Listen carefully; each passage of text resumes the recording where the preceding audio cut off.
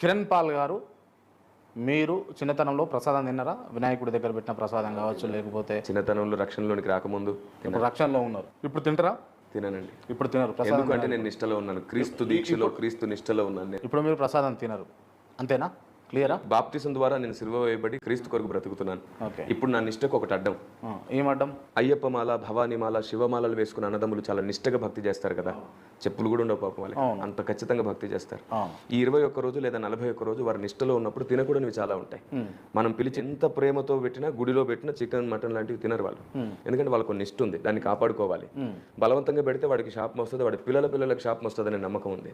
బలవంతంగా పెట్టకూడదు, తినకూడదు, పెట్టకూడదు. అలాగే భారతదేశం నిష్టలో ఉన్న వాళ్ళని డిస్టర్బ్ చేయదు, దీక్షలో ఉన్న వాళ్ళని డిస్టర్బ్ చేయదు.